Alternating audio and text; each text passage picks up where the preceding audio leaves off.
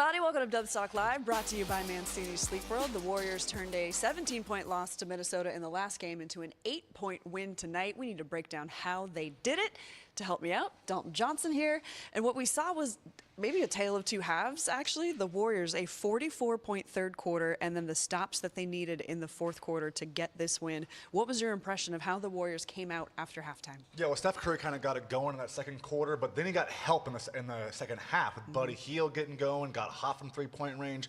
Gary Payton II being an absolute pest defensively. Just a great overall team effort in that second half. Yeah, okay, so Steph in the first quarter, 19 points. He started off hot, but then you think, uh-oh, is this going to be a game where Steph has to have the heroics? Because nobody else was in double-figure scoring. It was Buddy who was the next leading scorer with 8. So something had to change.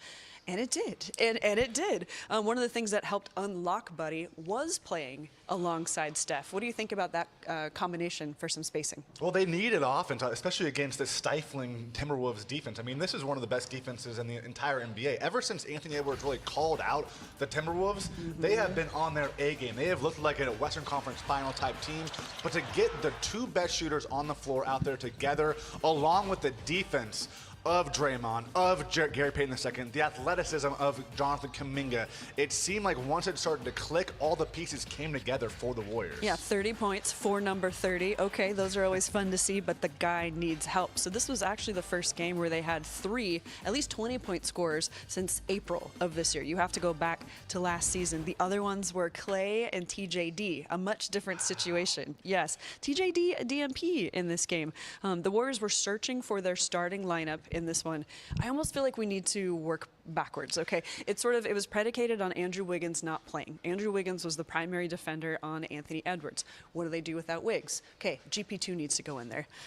All right, what do you do next? You're going to need some scoring, some spacing. Why not try Buddy? Okay, and then they also like JK in the starting lineup, but then they needed Draymond there as well. Okay, so everything sort of added up here. The Warriors needed a little bit of time to figure this out. The first quarter, slow, but then after that, that's where they built and won every quarter after that. Let's talk about Buddy, because we got to be honest, he was in a little bit of a slump heading into this game. Big time slump. I mean, he kind of couldn't find his rhythm, couldn't find his flow. I felt like the last few games, his shot selection was so-so. And I mean, obviously the scouting report has been out on him after such a hot start.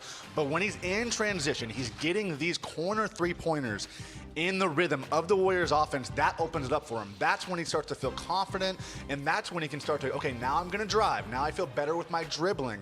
But you saw so many three-pointers where, look at this. I mean, that is Buddy Hield's game right there. When he lets it fly and it's confident, it's going, he's really hard to slow down, Kerith. I mean, these are two of the best three-pointers in the entire NBA when it comes to Steph Curry and Buddy Hield. I'm not going to go Splash Brothers. That is long gone, but it's really fun to see Buddy Hield heat up like he did tonight. Buddy Hield's average this season was 14 points, double it in this game. Finished with 7 3-pointers, and so many of his questions post-game were about the corner three.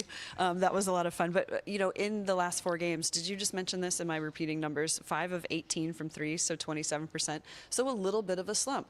As the Warriors wanted to do something to get him going, and you mentioned, you know, if he plays alongside Steph, he helps space for Steph. Steph obviously helps space for him. So I wonder, going forward, depending on the situation, could we see more spot starts for Buddy? I think we can. It's really interesting because Steve Kerr said that the analytics kind of showed him that, look, having Buddy Hield next to Steph Curry, you get GP2 in there.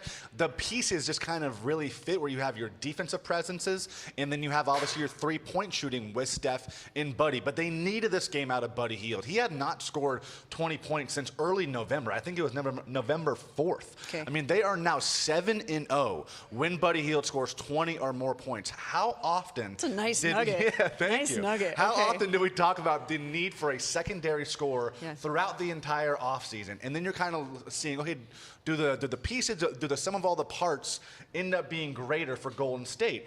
And this was a game that showed, hey, if they can get someone going next to Steph Curry, this team is hard to beat. So this was huge for Buddy Hield, but I'm really interested to see, once you get Andrew Wiggins back, what does this do for this entire rotation?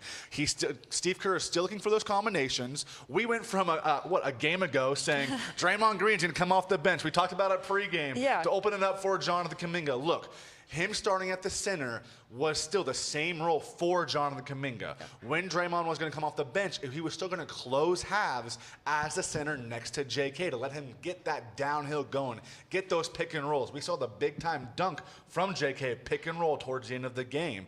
But yeah, once you get Wiggins back, how do you now juggle all these balls in one, right? So it's going to be very interesting to see when they're at full strength what he's going to do with a Gary Payton, what he's going to do with a Buddy Hield. So I think they are two players that are very matchup based, but I do want to see more Steph and Buddy together because once they get going, it is hard to kind of get that fire out. Yeah, they feed off of each other for sure. And let's talk about one of those Buddy corner threes because he answered a lot of questions about those. The one that gave the Warriors a 6-point lead with about a minute left. If you rewind that play, it started with defense turning into offense. It was a Gary Payton steal on Anthony Edwards.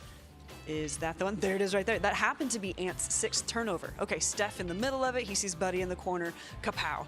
But that's what happens. Defensive stops. You need those. That's where the Warriors have suffered in the fourth quarter trying to win these clutch games. What's it like for you seeing that play? Steve Kerr has always said pace, space, but we are a defense-first team, and that's where Gary Payton II comes. He looked like Ed Reed out there. I felt like I had a flashback of Peyton Manning getting picked off by Ed Reed, the Baltimore Ravens defense. It was wild for him to snatch that ball and get it going. Yeah. Like, that is how defense leads to offense. And Anthony Edwards, at one point, I was looking, he was so efficient.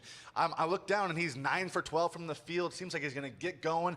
Then that fourth quarter. The fourth quarter was GP2 time. In the fourth quarter, Gary Payton II, 2 steals and 1 block. Anthony Edwards in that time, 1 of 7 from the fourth quarter. So that is huge. To get him slow down at all because we know he is a prolific scorer in the NBA. But Gary Payton II, that is defense to offense, and it was really fun to see because that's also when Buddy Hield is at his best. When he's running in transition, can find a corner, catch, shoot, let it go. That's Warriors basketball, Kerith. And GP2's primary job is defense, defense, defense. He does give you other stuff. I wanted to check.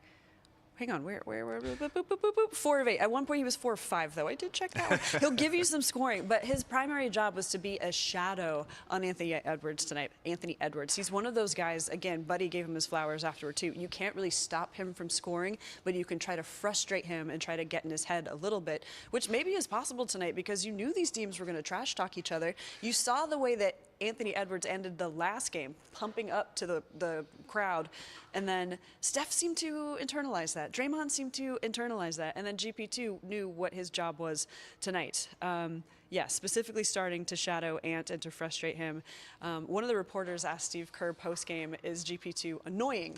And I was like, yeah, that's a great way to put that. What did you call him, though? A pest? He is a pest, yes. Okay. He's like one of those little bugs where you're like, get off me. Or if you wake up and all of a sudden there's ants all over you, you're like, what's going on? Okay. He's an absolute pest, right? You know what I'm talking about? I mean, he is so frustrating to deal with. When you watch him in the fourth quarter, just how active his hands were. You're going, what is this guy, 6'2", 6'3", maybe?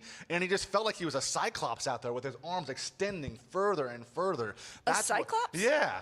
I mean, that's the wrong way to say it, but I'm going to say something else, yeah. Like Go-Go Gadget arms? Yeah, there we go. Okay. That's better. That's Okay. better. I was trying to think of some kind of Avenger that he might be because he looked like a superhero out there, right? Yeah, there we go. Okay. Something, yeah. He's got one big eye, and he sees everything on the floor. Okay. One eye, maybe 4 arms. I don't know. Well, let him but know he's a Cyclops. he was really fun to watch tonight. Another guy who came up big was Looney, a season-high 12 points to go with 9 rebounds as well. One of my favorite moments, though. We often talk about how Looney is a big guy, great on defense, not really a vertical threat, though. Okay, he jumped. Looney got to jump. Wait a minute, that's not the play. That's a layup. But no, he set a really nice screen for Steph, and then Steph hit him on the roll. Wait a minute. There it is. Yeah, throw it down, big man. That's right. Jump leaper, Kevon Looney. But to have that, to get rewarded for setting the screen for Steph, but just in general, Kevon Looney, perhaps he's going to have more time. He started in the last game. He came off the bench in this one. That's been the story for Looney. He's still got about 20 minutes in either game. Whatever they need him to do, he will do. But he seems like, especially on the boards lately, he has been an underrated part of some of the good things that the Warriors have done. Yeah, 4 offensive rebounds tonight. That is the story of Kevon Looney. It's who he is. He's Mr. Reliable, but the Warriors, yeah, they won this game on skill in the three-point shooting of Steph Curry and Buddy Hield, but they also won this game Draymond will. You look at the rebounds, the out-rebound, the much bigger Rudy Gobert-led Minnesota Timberwolves, the second chance points, the fast break points. That was huge by the Warriors. The second chance points really stood out to me, and that is so much of Kevon Looney, getting those offensive boards, keeping possessions alive. It's what he does. It's why Steve Kerr trusts him so much. He has said that he wants to be able to play him 20 to 25 minutes because he's so valuable to this team. It does not matter if he's in the starting five or if he's coming off the bench. Kevon Looney, every single game, is going to get the job done. Rudy Gobert, 38 minutes, 4 points, 9 rebounds. You will take that any kind of day. That's a collaborative effort between Loon and Draymond and the whole team. Yeah, they basically took him out of the game. Yes. And then Draymond sent him packing. He Actually, sure did. Why don't we see that when we come back on Dubstock Live, brought to you by Mancini's Sleep World. Yeah, a big fat night-night from Draymond. I don't think Steph would mind. Look at his face right there. He went all the way up the court like that. We'll talk about Draymond's game and how it connects to JK when we come back. Dubs Talk Live is presented by Mancini's Sleep World. Visit Mancini's Sleep World for the year-end clearance sale. Save big on premium mattresses plus free delivery. Hurry in now or visit us online at sleepworld.com.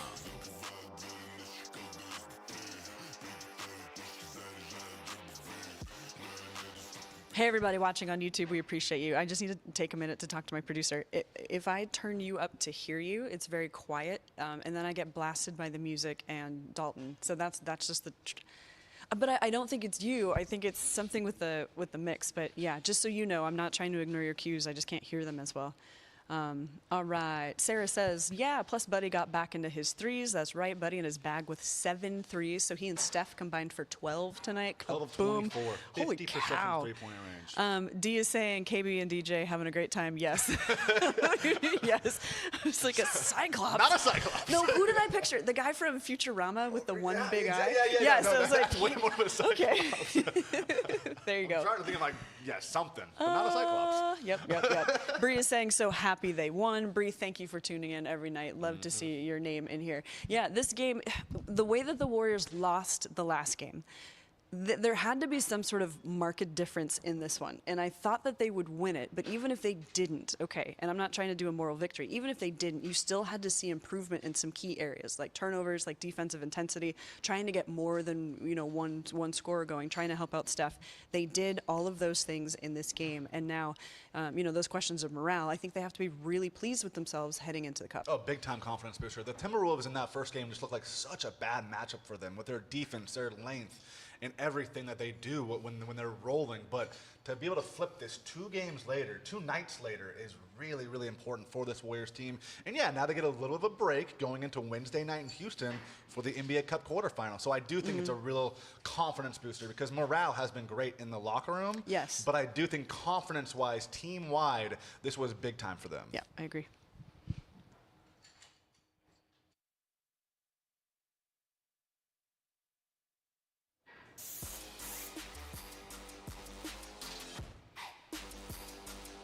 Welcome back to Dubstock, brought to you by Mancini Sleep World. As Dalton mentioned and wrote about, the last game had a huge storyline about Draymond Green agreeing to take a back seat so Jonathan Kaminga can shine. Draymond Green not the starting lineup, but guess what happens in this game, which is a product of Wiggins missing this game. To be determined what happens for Draymond going forward. If some games he's going to be off the bench, if some games he's starting. But the point is you got a very engaged Draymond Green tonight, especially when he can go up against Rudy Gobert. And I'm going to see this video looped in my mind. This is the very end of the game.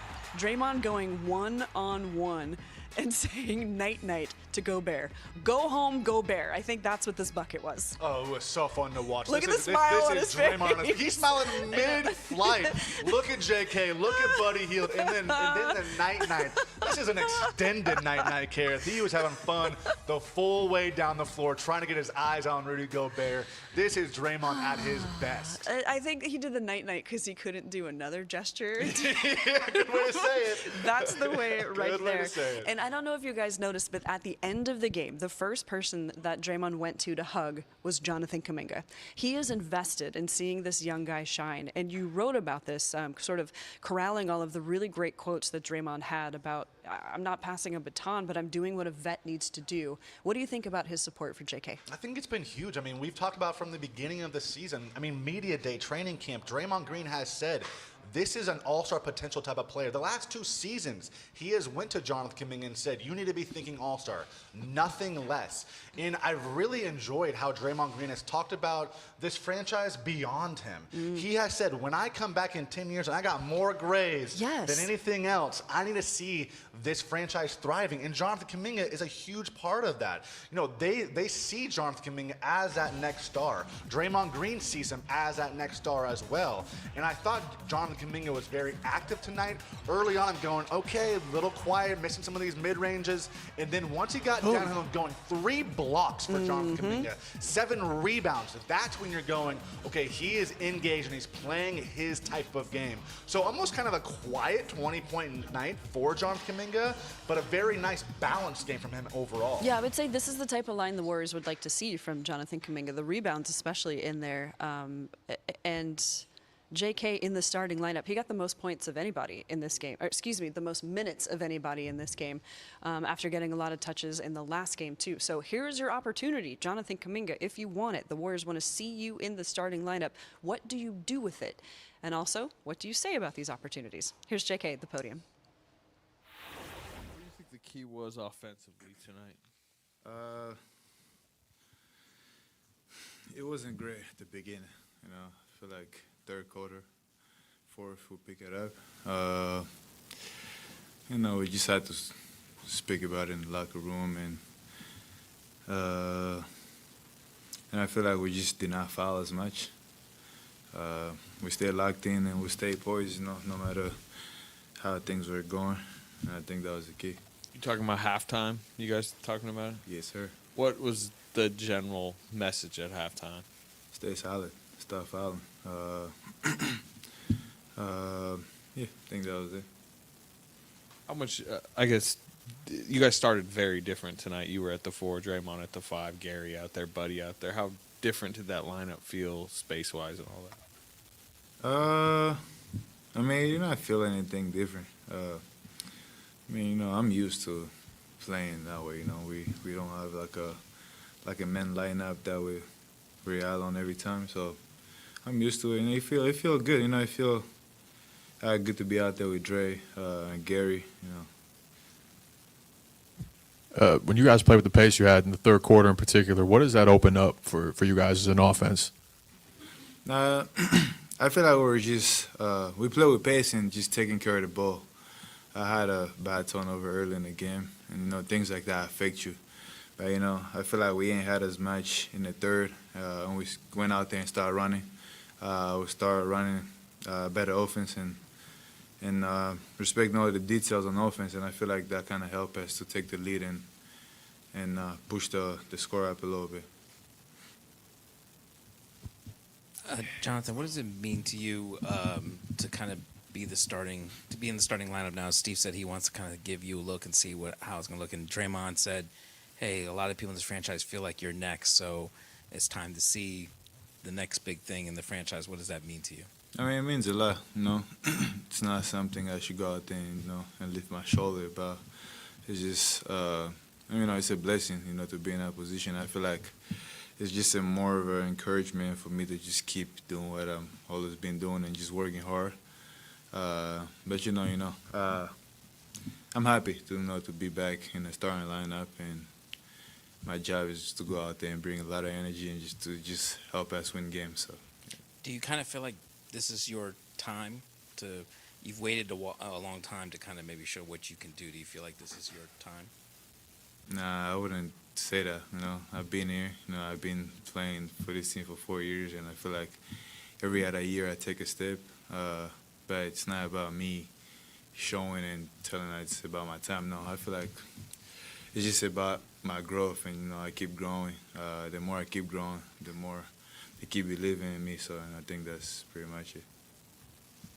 Were you are you able to appreciate what Gary did to Anthony in the fourth quarter there. Anthony was 1 of 7 from the field, 2 turnovers that Gary caused. I mean, what was Gary doing out there, and do you ever face Gary in practice? I mean, I faced Gary for 4 years. He's not an easy one to play around with. He's one of the best defenders, you know. People don't really talk about Gary as much. But if you go out there and ask all these all-stars, first option players from different teams, how's Gary defense, you know, they're going to tell you. You know, they're not going to lie about it.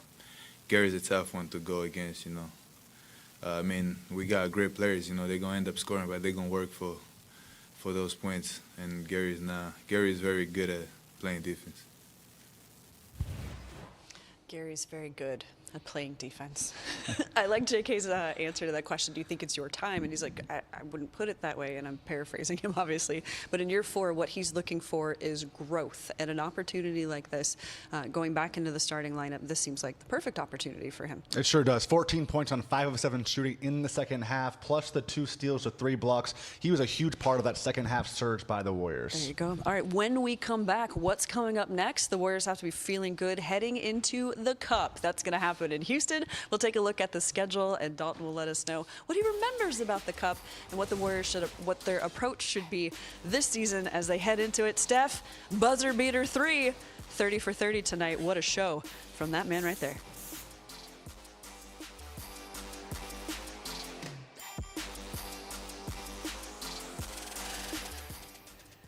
We've got some comments from Otis that Draymond Night was hilarious.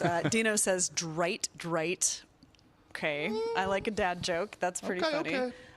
Andre says, a do-rag? Oh, come on. JK's, I think his fashion too. He loves his fashion. Yeah, has grown. Yeah. I think I asked him as like a rookie, who's the most fashionable on the team? And he looked at me like I was crazy. Yeah. Me? Yeah. Said, yeah. I don't know. Oh, we do have a question from Jet. Wants to know how serious is Moses Moody's knee injury to be determined. So when GP2 checked out in the first quarter, Moses came in. So he had the job on Ant, but then I guess Moses' knee was just bothering him. That's why he didn't play for the rest of the game. Steve Kerr seemed to indicate day-to-day. Yeah, day-to-day. Second straight second half where he was deemed unable to go. So clearly bothering him a little bit. But yeah, day-to-day going forward. No real further diagnosis quite yet. Gotcha. Okay. I can't hear you. Can you repeat that, please? Okay. Okay, thank you. How much time do we have in the last block? For sure. Okay. Can you leave us with 90? Great. Okay, thank you. 90 for the last ball. Early 2000s style do-rag, Nelly style. Well, we're going to go right into Steph. We have Steph Curry sound, so please stay tuned for that. Yep. Anda says GP2 got those active hands. That's one of the X-Men, right? Exactly. Active hands? Yeah, it is now. It's not Cyclops. Yeah. Active hands. That's for sure. God damn. Has he ever done the night-night before? Draymond? I think he's done it with Steph. I don't know if about by himself, but with Steph. He's done it. I mean, that was an exclamation point for Draymond in Rudy's face.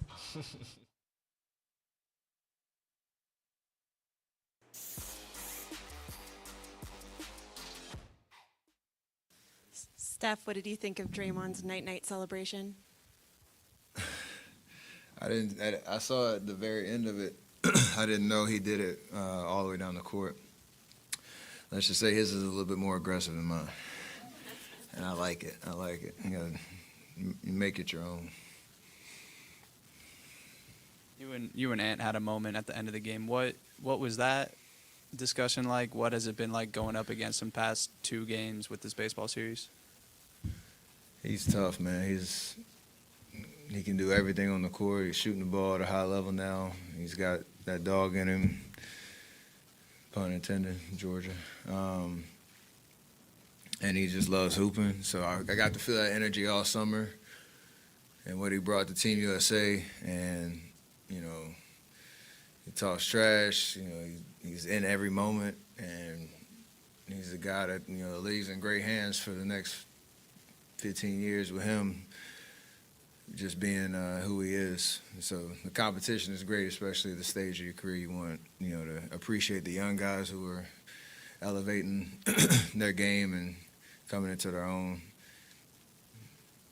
Obviously, you wanted to come back and win this game and then compete as well. Hey, Steph, the analytics say that you and Gary work well as when you're together on the court.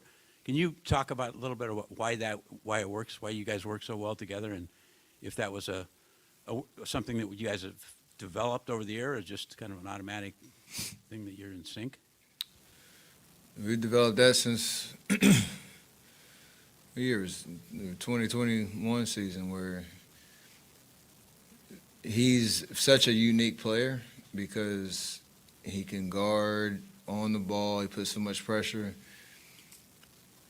as a point of attack defender, and he also just has a strong IQ for where to be on offense. He gets to his spots quickly. We run a lot of pick and roll with me and him at times where he's rolling in the pocket, getting downhill, and he knows how to move the ball quick, set great screens, just make the next play. So he has a great feel, and he's shown that for the whole time he's been here, the two different stints. And, he's a big part of our championship year, especially that start that we had that gave us some great momentum. And he just has a way to figure it out. And the last, 5 minutes of tonight, he played well all game, but that last 5 minutes, just trying to give Anthony Edwards as much help as possible, that's who he is. What was he doing to Anthony? I love that. Give them hell. There you go. All right, so the Warriors have a really nice win to propel them into the NBA Cup here. Wednesday, they face the Rockets. Dalton's going to Houston, and I was wondering if you can remind me, because I was out on maternity leave last season, what does the Cup feel like? Like, what is the excitement level now to have something different in December? I think the excitement level is even higher this year. I think last year was just, the colors, the courts, trying to figure out everything was going on. But I think now having a year of experience with it, and especially with this team, any opportunity for the Warriors to compete and win anything means a ton, especially for Steph Curry, especially for Draymond Green. After going out early last year, they know a chance to win something, and so a chance to remind everybody who they still are. Well, some of the guys have also mentioned the prize as well, not only the trophy, but $500,000. $500,000. That's right. I mean, think about the young guys too. I mean, Yes. they're going. This means a lot to them. The two-way players, the young guys. This is a big deal. Man, and the fact that the Warriors have beat the Rockets 15 consecutive times, and they just played them last week, so that tape is fresh. That's a game where there's going to be a lot of trash talk and urgency. In A whole lot, because the Warriors have had ownage. The Rockets do not like this team, so to me, a lot of fun in Houston to be at there. No, Tari Eason was out in the last game with a concussion. Tari Eason was the guy who's like, I don't like the Warriors. And then in the postseason, he was the one doing, he was like, Warriors come out to play. Steph was the one who did that on the bench when they took care of the Rockets. All right, a nice win for the Warriors to hang their hat on going into Wednesday. Also want to say hello to the Filipinos on Filipino Heritage Night. You know who you are. Thanks for watching.